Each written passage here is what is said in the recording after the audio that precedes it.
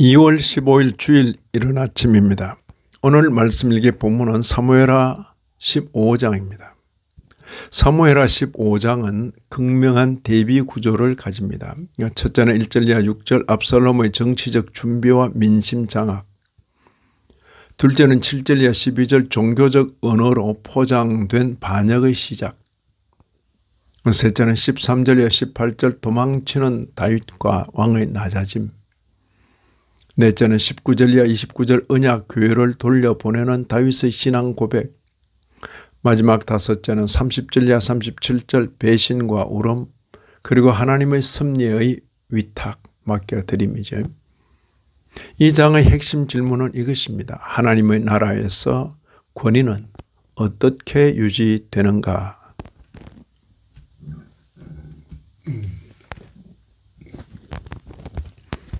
먼저 1절 이하 6절을 보시면 정의를 가장한 정치, 마음을 훔친 전략, 압살롬을 말하죠.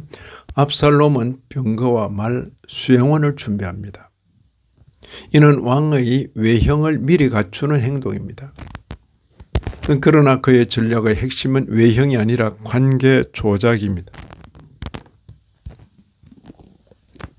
6절 보시면 압살롬이 이같이 이스라엘 사람들의 마음을 도둑질하니라. 압살롬은 정의를 말하지만 정의를 세우지 않습니다. 그는 문제를 해결하지 않고 불만을 이용합니다. 여기서 성경은 중요한 사실을 드러냅니다. 정의의 언어는 언제든지 권력의 도구로 변질될 수 있습니다. 둘째는 7절 이하 12절입니다. 제사의 언어로 시작된 반역. 압살롬은 서원을 갚겠다며 헤브론으로 갑니다. 반역은 공개적 선언이 아니라 종교적 언어로 은폐된 움직임으로 시작됩니다. 아히도벨이 압살롬 편에 섭니다. 그는 다윗의 모사로 그의 이탈은 단순한 배신이 아니라 왕국 지성의 붕괴를 의미합니다. 12절 모반이 점점 커가니라. 성경은 반역의 성공 요인을 인간의 능력보다 상황의 누적으로 설명합니다.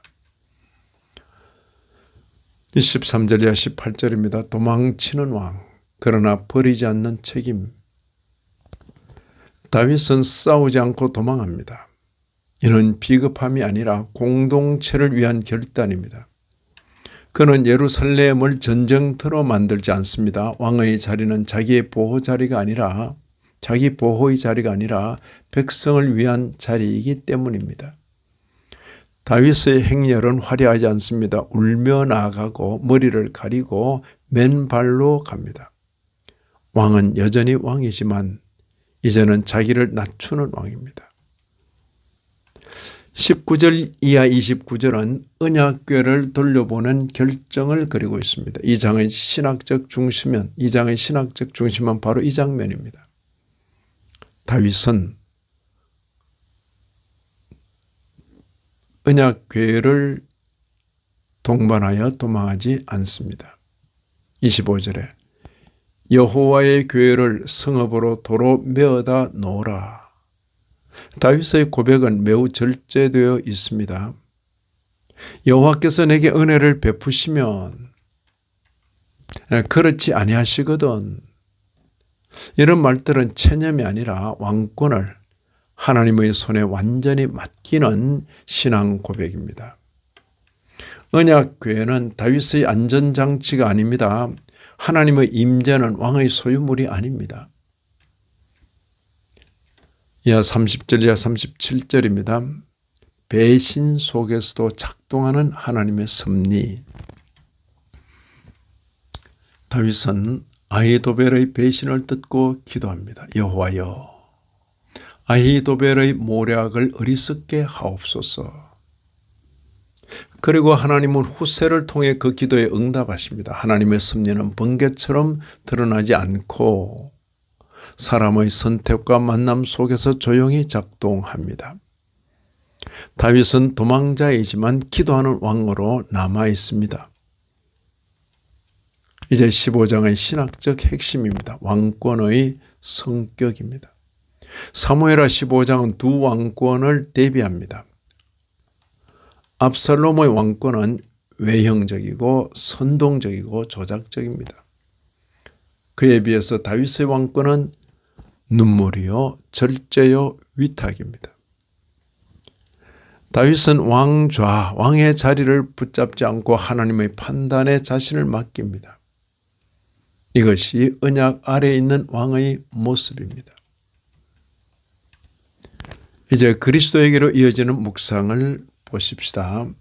다윗은 예루살렘에서 쫓겨났고 예수 그리스도 역시 예루살렘에서 버림받으셨습니다. 다윗은 언약 교회를 남겨두었지만 그리스도는 하나님의 임재를 몸으로 지니신 분이었습니다. 다윗은 혹시 은혜를 베푸시면 이라고 말했지만 그리스도는 아버지의 뜻이 이루어지기를 기도하셨습니다.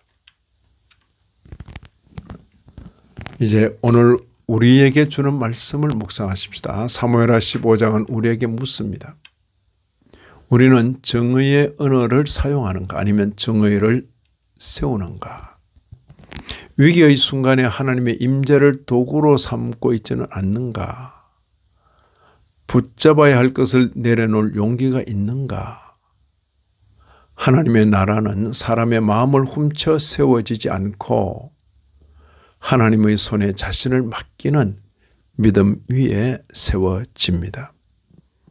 이 아침에도 말씀에 참여하신 모든 분들 위해 하나님의 크신 은혜가 더하시기를 진심으로 기원합니다.